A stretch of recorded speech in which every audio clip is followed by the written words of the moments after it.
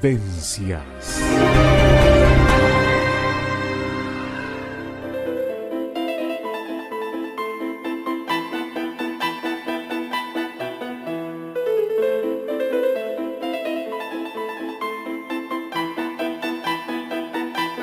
El todo y sus partes.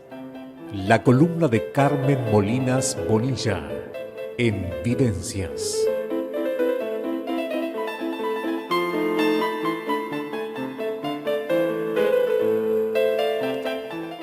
Buenas tardes, Carmen. Buenas tardes, ¿cómo estás, Andrea? Muchísimas gracias, muy bien, ¿y tú? Y vamos a continuar, si te parece, tu columna pasada terminamos, no tuvimos tiempo, íbamos a comenzar a hablar de las cometas, de esa mística, de ese encanto de las cometas, desde que se remonta a muchos siglos atrás. ¿Cuándo nacen las primeras cometas y dónde? Bueno, fíjate que la cometa es tan, pero tan antigua que la consideran como cerca de 3.000 años antes de Cristo. Sí. Y se cree que fueron los chinos, sí, los primeros que, supongo que algún otro habrá visto un papel al viento y se le habrá ocurrido algo, pero papel no, miento. Porque papeles no había en esa época. La cometa se hacía de seda. Pero bueno, habrá visto una tela liviana al viento y se le habrá ocurrido seguramente algo parecido a la cometa. Pero lo fantástico es que yo quiero rescatar algo antes de empezar con el origen de las cometas, que ya se sabe que se cree que es chino, pero quiero rescatar que realmente es un juguete que no ha sido desplazado por la tecnología. Mira, eso justamente era una de mis preguntas, porque no fue lo mismo que sucedió con el trompo. Nada que ver. La cometa hoy en día, si uno llega a la primavera, siempre se ve alguna cometa, ¿no? Sí, es más, hay festivales de cometas, hay competencias de cometas que se organizan, inclusive intercolegiales. Hay excursiones para remontar cometas. Uno aquí en la playa está cansado de ver, yo que vivo en Benito Blanco, a una cuadra de la playa Pocitos, te puedo asegurar que me canso de ver cuando empieza ya estos calorcitos, como decía Fernán Silva Valdés, empieza a hacer calorcito, ya viene la primavera. Bueno, justamente empiezan a remontar cometas. Mira, acá me llega un mensaje de un oyente que dice: esta charla sobre las cometas me remonta a mi niñez, muchas gracias. Ah, qué lindo, qué lindo. Hoy están muy participativos los oyentes, ¿eh? ¿Ah, sí? Sí, bueno, sí. Muy bien, me alegro. Bueno, agradecemos al oyente. Sí, nos remonta a todos a nuestra niñez, pero además es algo que siempre ha fascinado. Fíjate que en la antigua China se sabe que alrededor del año 1200 antes de Cristo se utilizaban ya como dispositivo de señalizaciones militares, por ejemplo. Los movimientos de ejércitos tenían que ver con una especie, eran como palomas mensajeras, digo yo, porque las subían de determinados colores y según el color de la cometa indicaba una X cantidad de mensajes para indicar la posición del enemigo, en fin, entre distintos destacamentos militares, ¿no? Sí, de pronto eran señales entre las distintas tropas y podían medir así las distancias también. También, no solamente, siempre eran señales entre las tropas, pero a veces eran señales indicando posiciones del enemigo, en fin, y en otras las posiciones propias para poder reunirse, o para la vanguardia, que supiera dónde estaba la retaguardia, en fin. Las cometas, a pesar de tener su origen en China, el nombre con la que las conocemos, aunque hay muchos nombres, ¿no? Ah, sí. Empecemos por Salto, mi patria chica, sí. que le dicen pandorga, y viene de pandero, fíjate, por esa especie de golpecito que tiene cuando el viento o el aire golpea contra el papel y los flecos, y esa especie de golpecito susurrante que tiene junto con el viento, que parece establecer un diálogo con el viento. Claro. Bueno, viene de pandero. Y no solamente se dice en Salto, se dice en muchos otros lugares, y en lugares de España más todavía. Mira, desconocí eso, qué interesante. Sí, y el nombre no viene del chino, viene del griego. Ah.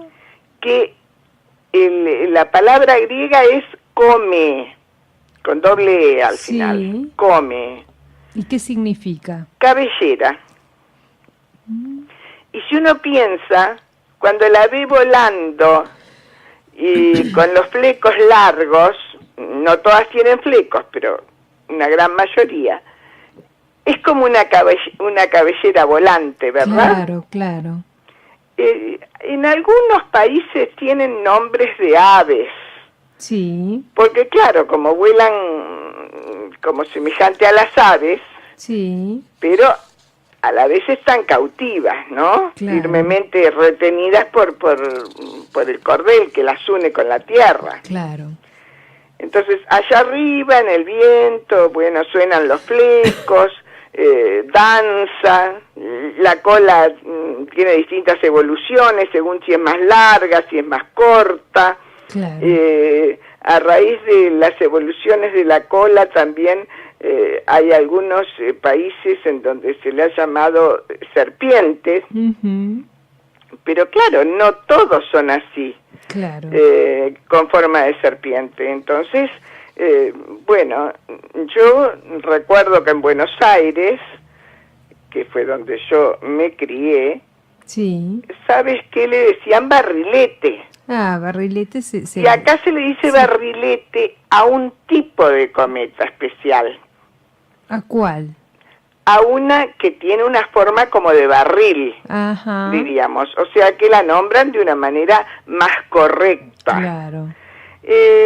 Cuando llegamos a Salto y decían cometas, me llamaba la atención. Bueno, después viajando uno ya vio y escuchó otros nombres como papalote, sí. que es tan importante en México, que el Museo del Niño, el Museo del Juguete en México se llama papalote.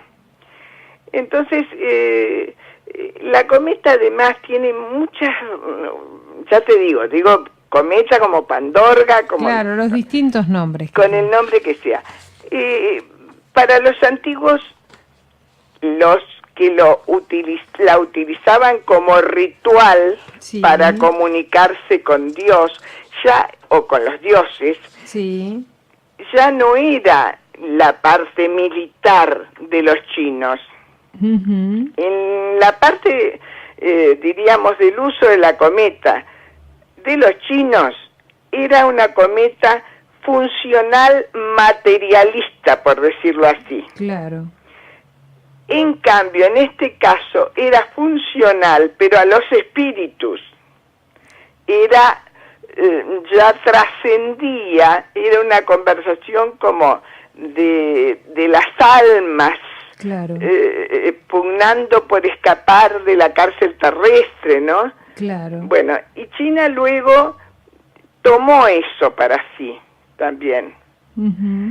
Y fue manteniendo, por un lado, la parte militar al extremo, que se usaron como bombas voladoras. Claro.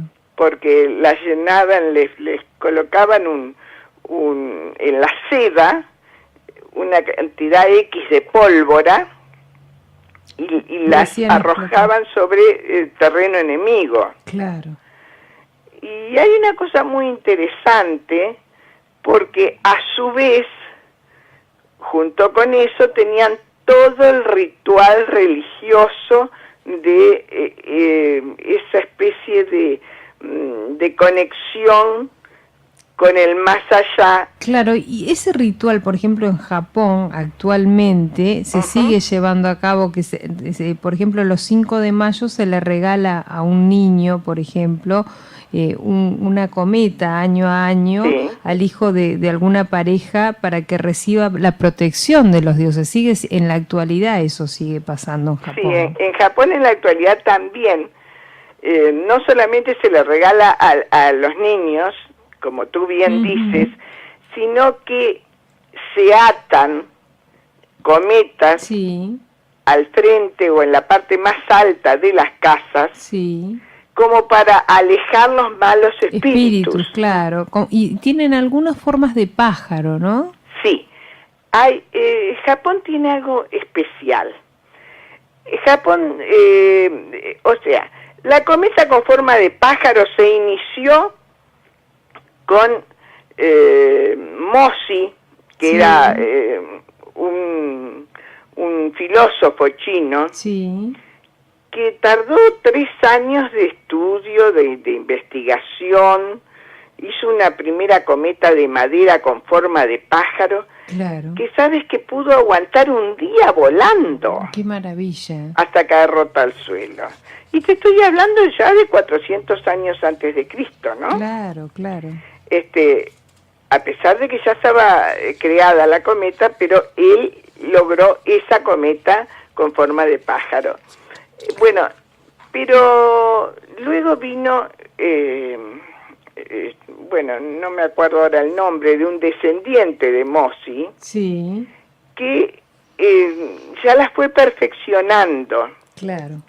Y entonces Mozi le enseñó a su discípulo las técnicas de la fabricación de las cometas, y fue perfeccionando el proceso este discípulo, que se llamaba Luban, y también fue perfeccionando el diseño, claro, el diseño original de pájaro del maestro.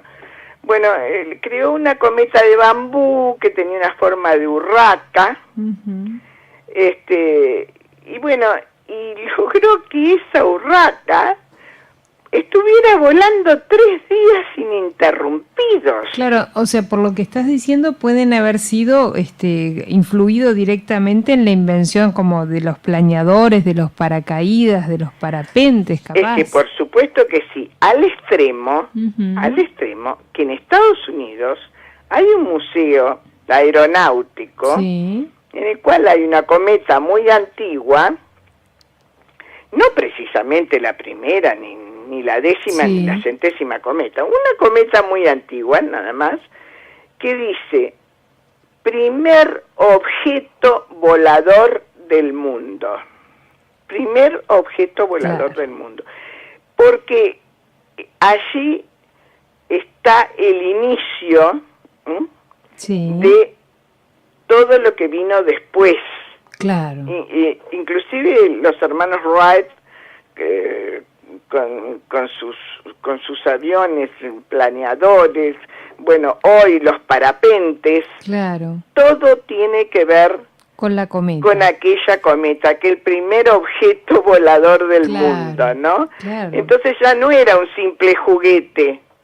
Claro. Entonces, bueno, realmente es tanto lo que habría que hablar de la historia de la cometa. Y ya que te fuiste a Estados Unidos, ¿no? ¿Por qué no nos contás de Benjamin Franklin, que hizo volar una cometa justo un día de tormenta y pasó algo muy increíble, ¿no? Bueno, él lo hizo, es profeso, ¿eh? Sí, él sí, se dedicaba, Benjamin Franklin nació en Boston, sí, y hacía tiempo que él hacía investigaciones para ver cómo podía dominar, por decir así, sí, el rayo. Tú sabes, claro, que era una época en la cual, sí, se producían muchos incendios, claro, había muchas construcciones de madera, sí, sí, y bueno, eso era tremendo, ¿no?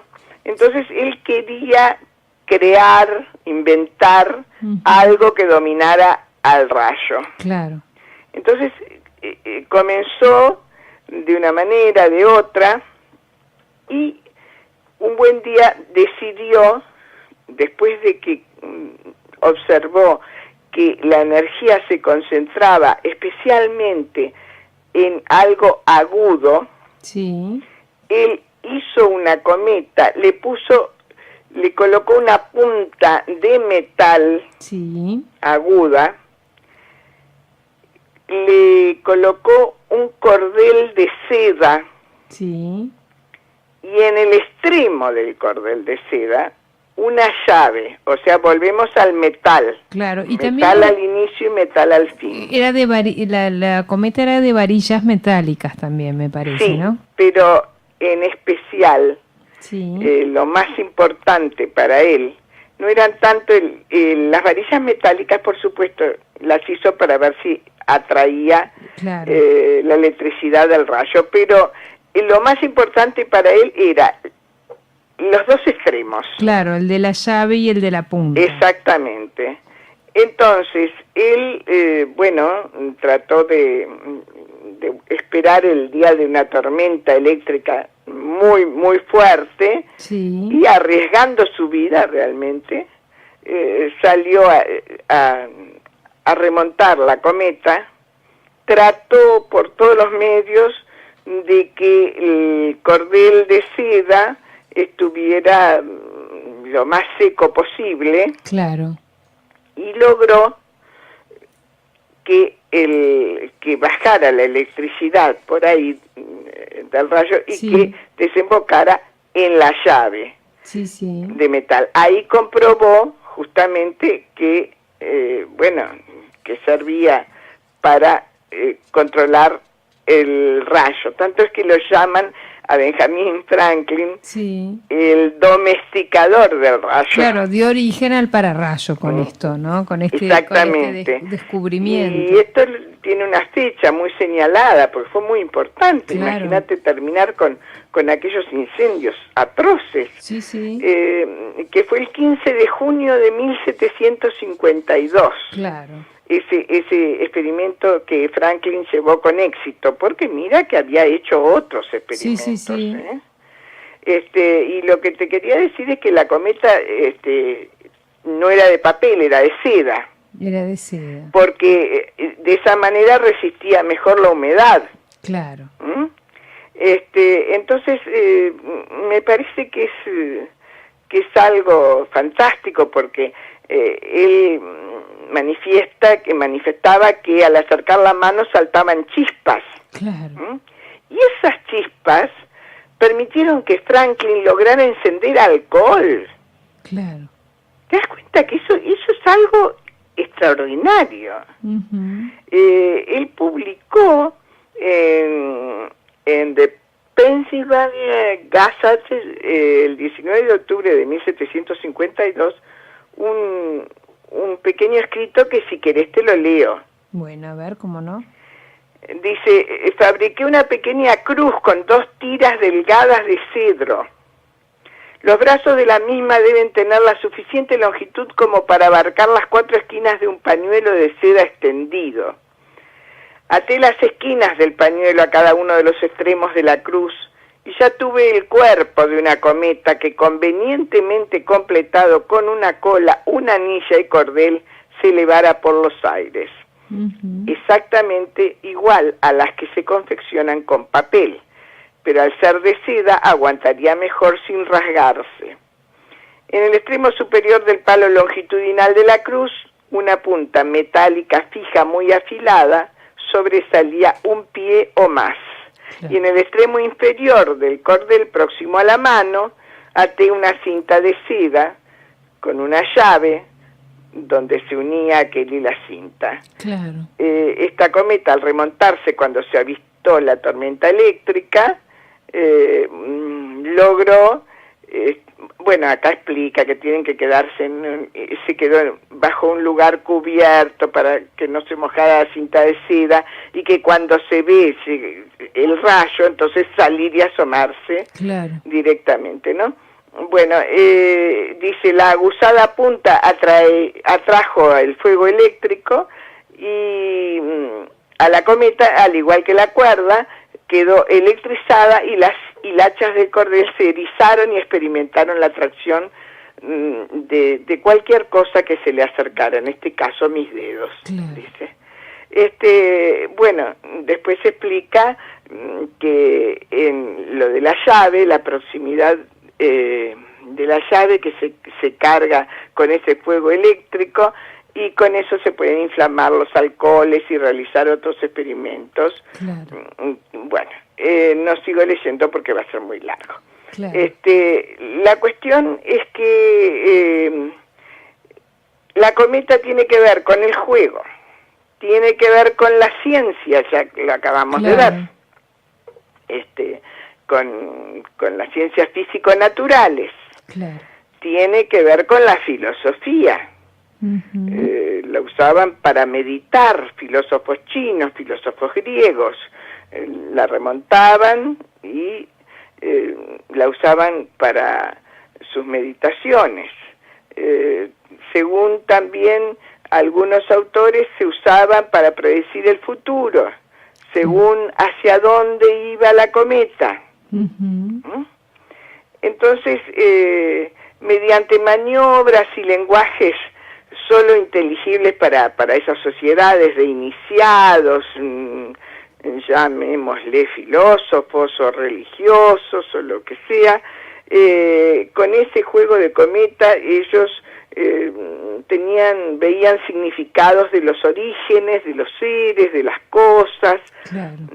Los misterios del más allá, las incertidumbres de la vida, y la puntualidad de la muerte también, claro. Porque cuando caía la cometa para ellos era como la simbolización de la muerte, ¿no? Y yo te pregunto a propósito de eso que decís, y también remontándome al mensaje que nos mandaba el oyente, ¿no? Porque a qué adulto que le hagamos recordar cuando remontó una cometa de niño no se le llena capaz que los ojos de lágrimas, ¿no?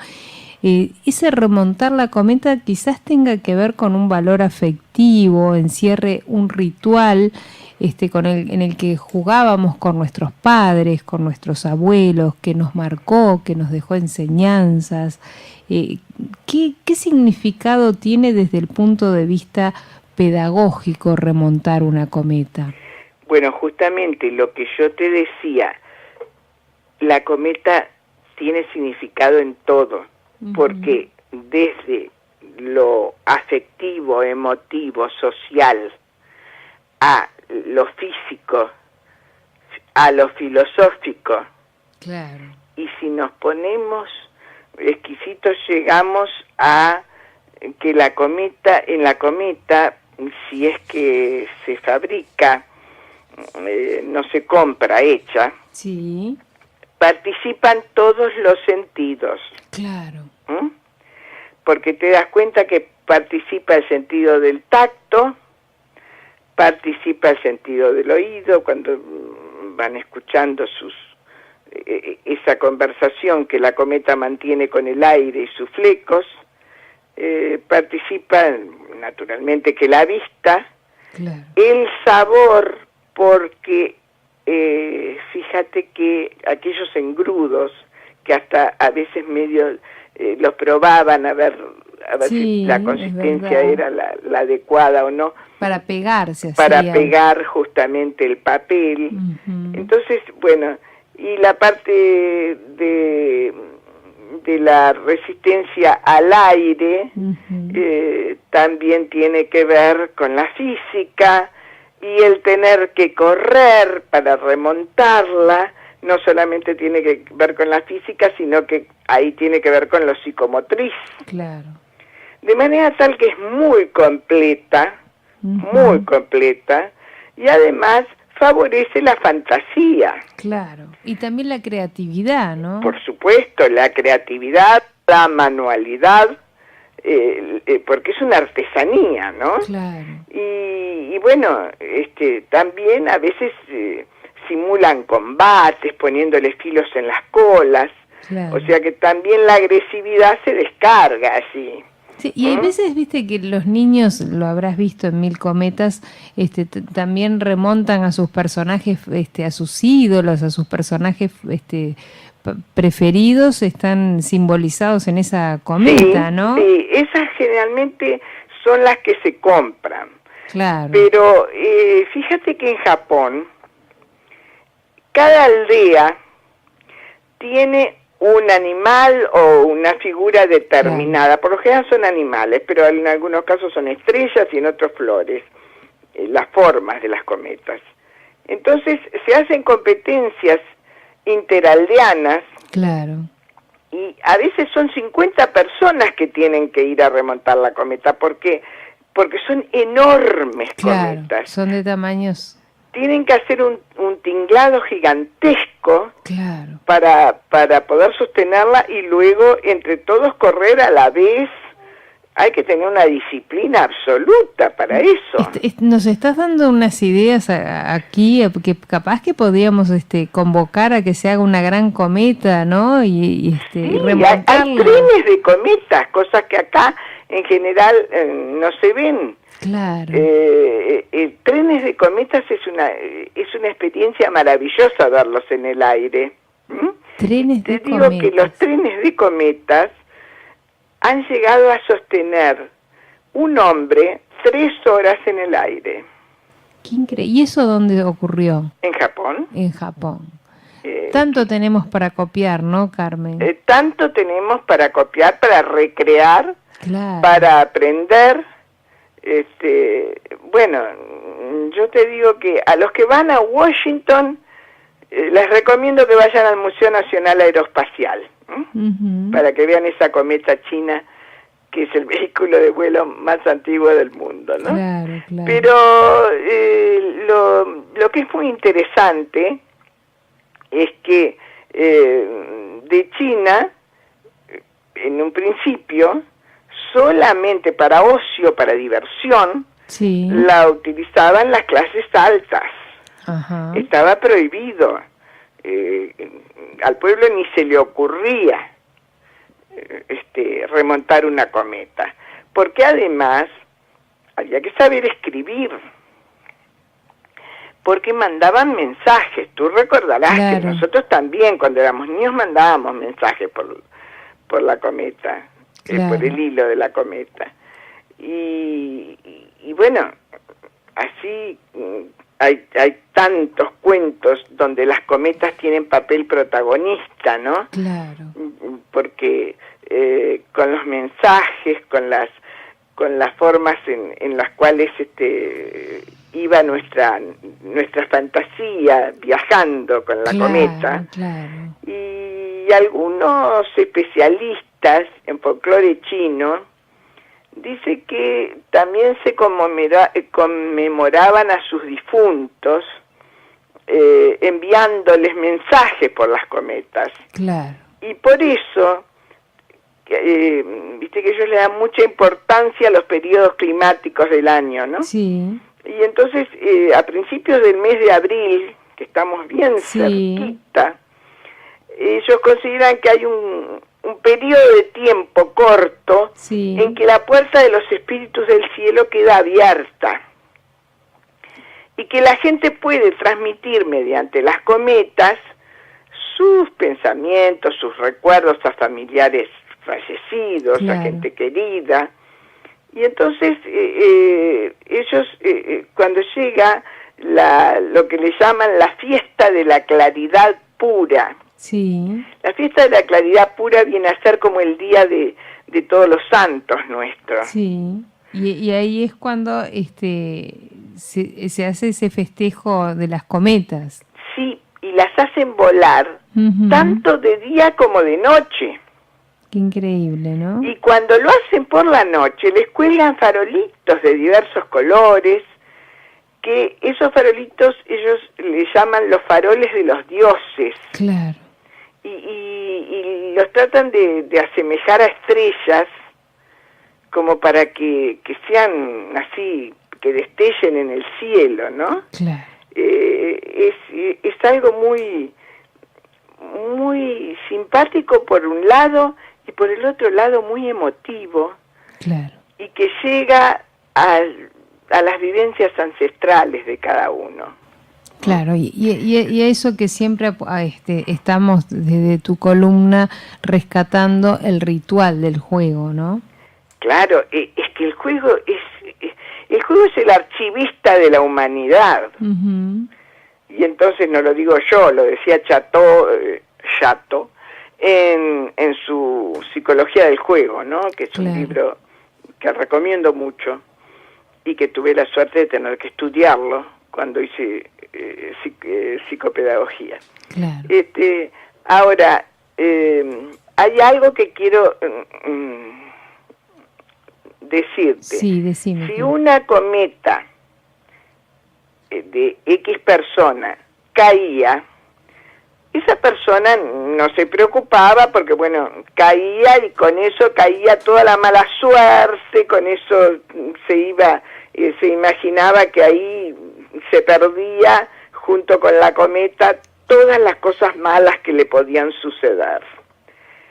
Pero si una persona se encontraba con una cometa caída, por mejor estado en que estuviera la misma, jamás la levantaba. Claro, claro. Porque consideraba que se llevaba todos los males que había abandonado quien la había remontado. Mira, Carmen, acá tengo otro mensaje y ya te pediría para ir cerrando, pero que te lo voy a leer porque es un oyente que me escribe acá, porque desde ayer estamos como, todos los programas se están conectando, todas las columnas de alguna manera u otra, porque la gente, viste, que nos empieza a seguir y escuchan una cosa, y ayer con Gabriel mandamos unos deberes, que hicieran unas cartas al cielo o unas cartas a sí mismo, y ahora Andrés terminó también diciendo que se escribieran unas cartas y que vieran esos defectos, y bueno, y en este caso que escriban los mensajecitos que mandarían en una cometa. Y mirá lo que me escribe un oyente, por eso te lo voy a leer a propósito de todo. Dice, capaz que las cometas sean los modos de hacer llegar las cartas al cielo que decían en el programa de ayer. ¿Qué te parece a vos? No lo dudo ni por un instante, porque justamente esa es la fantasía que se tiene. Claro. Por eso es que se enviaban las cartitas, en unos casos con buenos deseos, en otros casos con pedidos, con solicitudes, y en otros casos con cariño para sus seres queridos muertos, ¿no? Claro, claro. Y bueno, ha sido un placer, Carmen. Se nos fueron los minutos, lamentablemente, pero seguiremos hablando en tu próxima columna, ahora sí, el miércoles que viene, no este miércoles de esta semana, sino el miércoles de Semana Santa o Semana de Turismo. Te estaremos llamando y continuaremos entonces. Tú verás por dónde y nos dirás y anunciaremos. Mira, yo creo que alguna cosa de la cometa nos ha quedado. Perfecto. Y bueno, me parece que hablamos mucho de la cometa de una época muy antigua y luego de una época cercana, si se quiere, hablando entre comillas, cuando hablábamos de Benjamin Franklin. Claro. Pero tenemos toda una época en la cual, la Edad Media, con esa religiosidad que había y con esos temores también, en fin, hay muchas cosas para hablar de la cometa. Bueno, ¿qué te parece entonces el miércoles de Semana Santa o Semana de Turismo, como lo quieran llamar, lo continuamos allí? Encantada. Muchísimas gracias, Carmen, por tu tiempo, por tu buena disposición como siempre y por compartir este espacio con nosotros. Gracias a ti y a la audiencia que se ha portado. Sí, divino con estos mensajes. Formidablemente. Me encanta que manden mensajes porque quiere decir que nos están escuchando y que están participando de este diálogo que vamos teniendo, ¿no? Justamente. Muchísimas gracias, Carmen. Un beso grande. Que tengas una buena tarde.